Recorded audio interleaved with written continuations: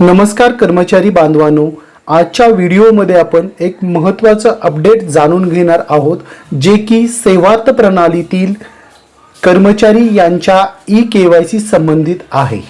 आपण पाहू शकता मी महाराष्ट्र शासनाच्या सेवार्थ या पोर्टलला आलेलो आहे आणि या संदर्भात एक महत्त्वाचं अपडेट या ठिकाणी स्क्रोलमध्ये दिसत आहे।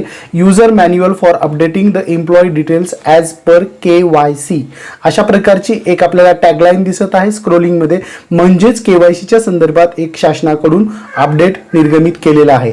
तर काय आहे हे अपडेट आपण आजच्या व्हिडिओमध्ये जाणून घेणार आहोत।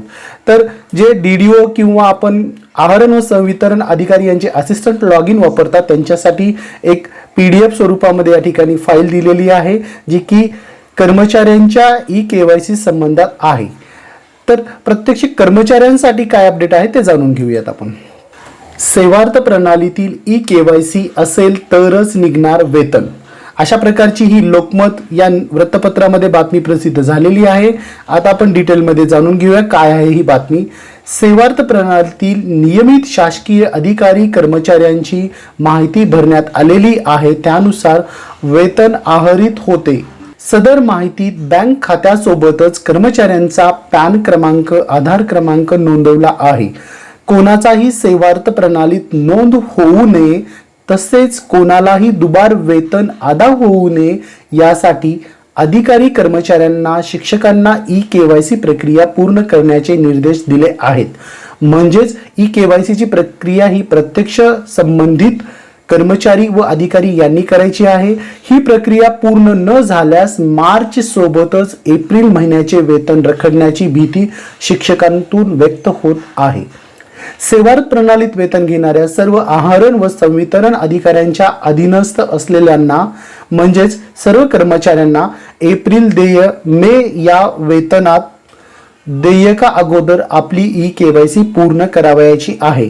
त्याशिवाय कर्मचारी अधिकाऱ्यांचे एप्रिल देय मे महिन्याचे वेतन आहरित करण्यात येणार नाही। हे अत्यंत महत्त्वाचं अपडेट शासनाकडून रिलीज करण्यात आलेलं आहे।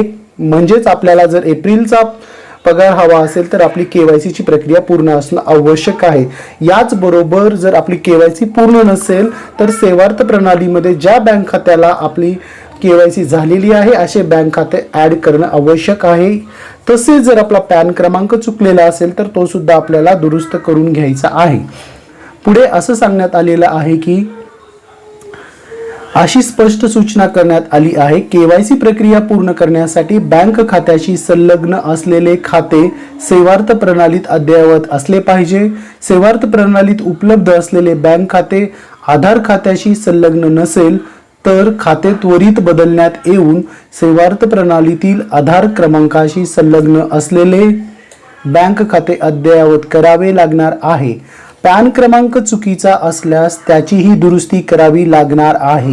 ई-केवायसी प्रक्रिया पूर्ण झाल्यावर त्याचे प्रमाणपत्र आहारण व संवितरण अधिकारी यांच्याकडे जमा करावे लागणार आहे। हे अत्यंत महत्त्वाची सूचना आहे सर्व कर्मचाऱ्यांसाठी। म्हणजेच आपली जर केवायसीची प्रक्रिया पूर्ण झालेली असेल तर आपल्याला एक प्रमाणपत्र आहारण व संवितरण अधिकारी म्हणजे आपले जे DDO आहेत DDO कडे आपल्याला त्याची प्रमाणपत्राची प्रत जमा करावी लागणार आहे। तसेच वित्त विभागाचे एक परिपत्रक कोणाला लागू असणार आहे, हे जे ई-केवायसीचे परिपत्रक आहे ते कोणकोणत्या कर्मचाऱ्याला लागू आहे याबाबतची माहिती आहे। तर ई-केवायसी प्रक्रिया परिपत्रक हे जिल्हा परिषद मान्यताप्राप्त व अनुदानित अशासकीय प्राथमिक माध्यमिक शाळा, शालेय शिक्षण विभाग, अनुदानित आश्रमशाळा संस्था व सामाजिक न्याय व विशेष सहाय्य विभागाकडील संस्थांना सुद्धा लागू आहे। मार्च पाठोपाठ एप्रिल महिन्याचे वेतन रखडू नये यासाठी सर्व कर्मचाऱ्यांना ई-केवायसी प्रक्रिया करावी लागत आहे। हे एक अत्यंत महत्त्वाचं अपडेट होतं। तर मी मागील व्हिडिओमध्ये आपल्याला सांगितलं होतं की आपली केवायसीची प्रक्रिया पूर्ण झालेली आहे का हे कशा प्रकारे पडताळून पाहायचं, यासाठी सुद्धा शॉर्टमध्ये मी या ठिकाणी आपल्याला दाखवू इच्छितो। आपण गुगल या सर्च इंजिनला NPCI असे सर्च करा। NPCI ही एक नॅशनल पेमेंट कॉर्पोरेशन ऑफ इंडियाची सबसिडियरी आहे। या पोर्टलला आपल्याला लॉग इन केल्यानंतर आपला स्वतःचा बँक अकाउंट हा सीडिंग झालेला आहे की नाही याची खात्री करता येते। या ठिकाणी मी लॉग इन झालेलो आहे। कस्टमर या टॅबला क्लिक केल्यानंतर भारत आधार सीडिंग एनेबल बेस या लिंकला क्लिक करायचं आहे.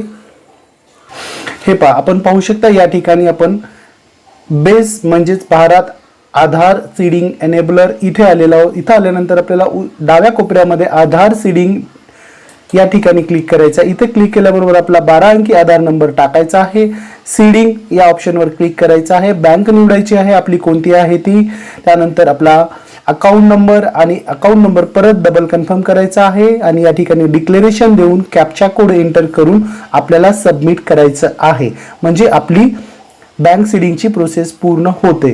तसेच आपल्याला आधार मॅपिंगची हिस्ट्री सुद्धा पाहता येईल. आपलं स्टेटस पण चेक करता येईल की आपलं अकाउंट कोणतं लिंक आहे. जे पगारीचं अकाउंट आहे, सॅलरी अकाउंट, तेच जर लिंक असेल तर आपण निश्चिंत राहायचं आहे. आपली KYC ची प्रक्रिया पूर्ण झालेली आहे. आपण प्रमाणपत्र म्हणून किंवा खात्रीसाठी आपण आपलं या ठिकाणची जी मॅपिंगची स्टेटस आहे ते आपण स्टेटस सुद्धा स्क्रीनशॉट काढून आपल्या अकाउंट सेक्शनला देऊ शकता की माझी आधारची KYC प्रक्रिया पूर्ण झालेली आहे म्हणून. तर हा होता आजचा अत्यंत महत्त्वाचा अपडेट शासकीय कर्मचाऱ्यांच्या KYC संदर्भात. आपणास हा व्हिडिओ आवडला असेल तर नक्कीच लाईक करा, चॅनल सबस्क्राईब करा. मोटिवेशनल महेश. थँक्यू, धन्यवाद.